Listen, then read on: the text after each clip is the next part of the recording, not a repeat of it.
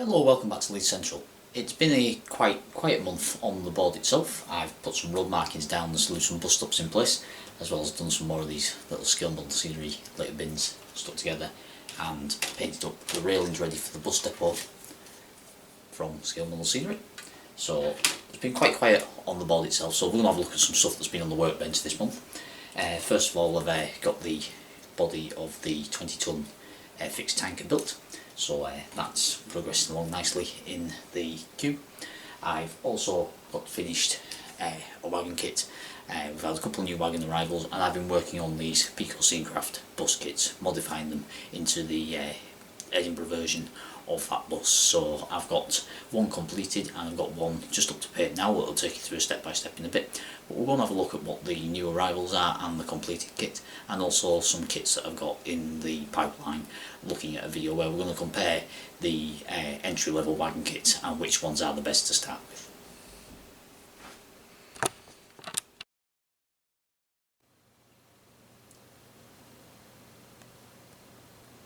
So fresh out of the works of the bench is this Parkside Ale wagon, which has now had its transfers fitted. Show you this at the end of the last update, just in paint. That's transfers arrived and fitted, and it's just awaiting some weathering. And if I pull you back here, I'll take you on to the new arrival at Leith Central, which are these Hattons Warwells, which I've just paused the stalwarts on them for now, just for the purposes of showing you that they've arrived. One's in the 1990s condition, as they were refurbished around 1990, so this would have been brand new on Leith Central, just fresh out of overhaul. And then I've got one in the 1970s green, so this would be due to go for overhaul, so that's going to have a nice coat of weathering put onto it and muck it down and stuff. And they'll eventually get some chains fitting these stalwarts to them, but I will have to check that they are engaged with those high-abs on them. So they've been just paused with the rest of the MOD train, the recently completed ODA. If you want to have a look at how to modify that kit, have a look at the back at the last update. I will be doing another one of them into rail freight distribution eventually. And as I move around, the main area of work on the layout recently has been the fitting of the scale model scenery self-adhesive road markings. I've got most of these in place. I mean, there's little bits of yellow missing here and there, but that's just waiting for. I've got fencing ready to go in here around the bus station entrance. Oops, knocking everything over. And the road surface has been fully complete on the bridge with the double yellow lines and the bus stop markings. The other scale model scenery arrival that have been slowly going around fitting are these bus stops, so there's a couple of them been fitted, and I'm slowly building up them and litter bins, and I've also got some more people to paint up that have arrived from Cage Master. Speaking of arrivals, I'll take you on to some more arrivals and something I'm intending to do in the not too distant future.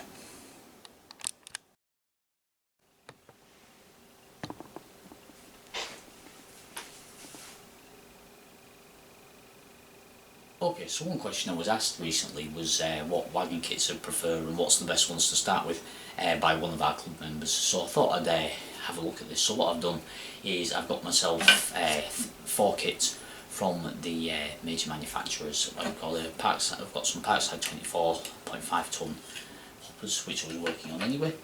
I've got a Dapple Kitmaster in the Frigo van. I've got a Cambrian Walrus hopper, Cambrian Whale hopper, which I was planning on ordering for Leith Central anyway. And for my pickup goods for the club layout, I've got a Slater's LNR 20-ton hopper wagon. So what I'm going to do in an upcoming update is I'm going to slowly work through these kits, complete one from each company, and then give my feedback on what I think is the best starter entry level kit, what's the best order to work through them, what the specific challenges and the specific positives are to each kit, and basically try and see which is the best entry level kit and the best manufactured kit from the 4 providers that we see regularly used. So that's up and coming on the channel. But speaking of kits, let's have a look at why I've got this box of bus bits. The other area we've been working on is modifying one of these peco Scenecraft bus kits into the long wheelbase Edinburgh version. and I'll now take you through the step by step on the second one here, as I bring the second one up to the standard of the one you see on the right in Lothian livery. This is one of the later deliveries with the window next to the driver's window there, and the next one that I'm building now is of the earlier batch where that window was not there. So I'll just take you through a quick step by step of that, and we'll have a look at some other things that have been going on Leith Central as well. Okay, so that's the required parts split from the sprue, and the piece you don't need to do anything to is the rear end. Just file off your burrs, fit your windows to that as normal, and then that will want a coat of white primer. So that will go to the side for now. The front modification is the recess for the destination blind will need filling in, which will be done with a piece of plastic card, then sanded to shape, and painted up white, and then the windows fitted in that order. That way the pillars behind the window are actually the right colour. The wheels will be built up as per the kit, and as for the internals, I've marked on there, if you can see those lines, where they are to be cut. The actual chassis and upper deck and roof will need extending by 1.2 centimetres to make it into the 13.2 centimetre sides for this model. The area is about the equivalent of one seat worth, so what I've done is I've got some spare seats out of an old kit, so I've got them there ready to go in. But what I'll do is I'll cut these. What I've done is I've made sure to lay the two together and make sure the lines don't match up, so there isn't a weak point within the bus itself, so the lines don't actually match up. Bring them round the same way round as they would be inside the bus. You can see the couple of seats difference between them, and the idea is that you fit a plastic card sheet at the bottom of here and then infill the gap with these seats, and that gives you the strength on the top and bottom. I also try and keep this away from the axles as well, so you've not got a weak point near the axles. So the first job is to cut those in half, and then I'll show you the modification for the front.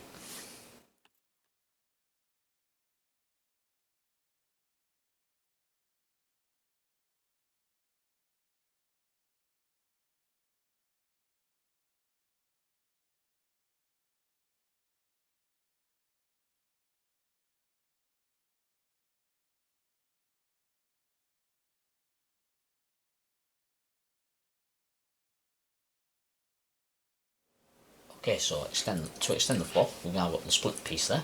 So if you turn this over, what I've now got is a piece of plastic card marked up with the extended length on there, and what I've done is I've cut an extra set of seats that fits to that distance. So the idea is now to place that flat on the board and make the cut line up with your drawn lines on your piece of plastic card that show your extension. I cut this as between the wheel arches, and then that section there fits in. The glues I use while doing this are the standard home roll poly cement and some plastic weld just for fusing up as well. So they're the two glues I use. So I'll get this section glued together and then repeat the process on the top deck.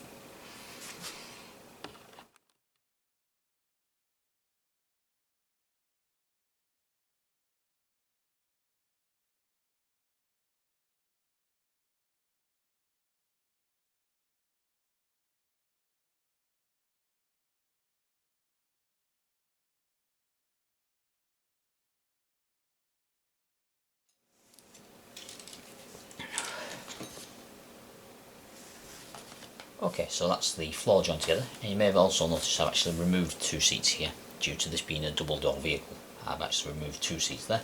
They're just taken off with the sander on the Dremel and then filed flat, and then gone over with the old nail file just to make it nice and smooth. And what I'll do is I'll actually fit a piece of plastic card over the top of that just to cover up the holes there, and then the insides are getting a covering of paint which will mask the fact that that's an additional piece of plastic.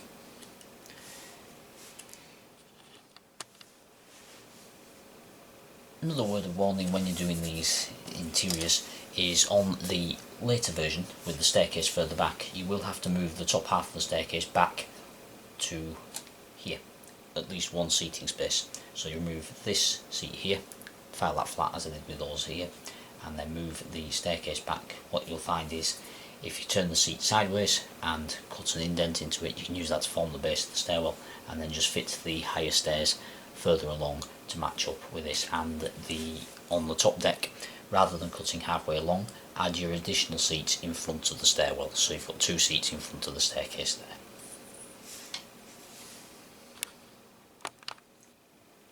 Okay, so when it comes to the front end of these Olympians, there is a recess for the destination blind in the kit. And if I show you the front end of the one we're using for the modification, I've filled that in with a thin piece of plastic card and then sanded the front to fit. That's just a piece of plastic card cut to the rough shape, glued over, and then given a run over with a file and then the nail file to bring it nice and smooth, and a quick run over with sandpaper to make it flush and to hide any markings on that. And the next stage is when you fit the windscreens. If you paint this stage, at this stage is where you paint around the windows due to the way these windows fit and covering up uprights and stuff, so it's easier to do that before it's fitted to the chassis.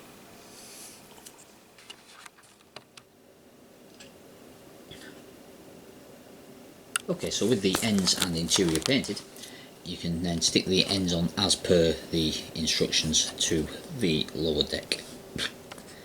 What I've also done is I've added a couple of extra details on the inside, like on the kit, the wrap around the stairs here, and also the door into the driver's area were not part of the kit, so I've added them in, as well as the flat surface between the back seat and the back window, and then just given the insides a coat of grey and the seats a coat of maroon to match the outside livery. I've also painted the steering wheel black and also the wheel insides black as well, just to darken them down. The wheels build up as per the kit, so I won't bore you with putting them together, and I get them fitted to this chassis next. So I'll get some wheels put together and then I'll talk you through how to build up the sides, for the new sides for the vehicle. Okay, so once the interior is dry, as it is here, you see I've now drawn out the rough side onto the 1mm plastic card. Just match up that there.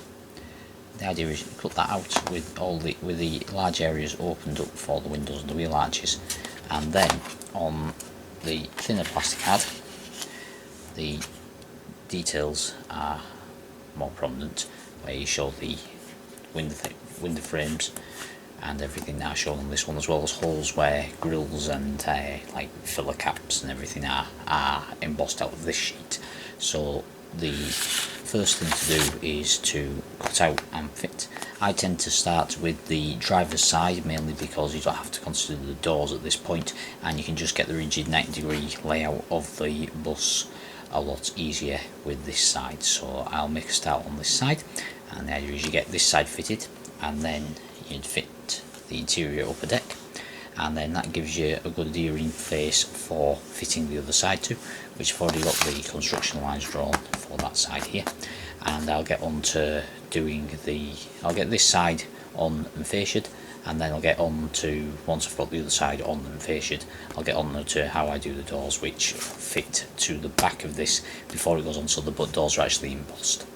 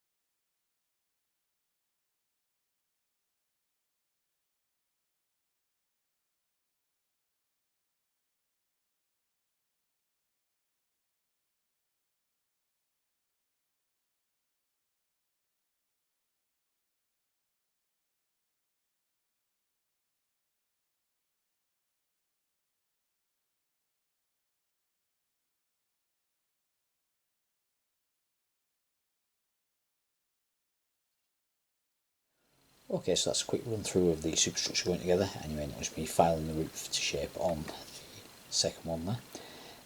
That's now 3 of these at the level for painting. The prototype one here is just going to have the beading added and painted up to match the other 2, and that'll be 3 Lothian Olympians for the layout.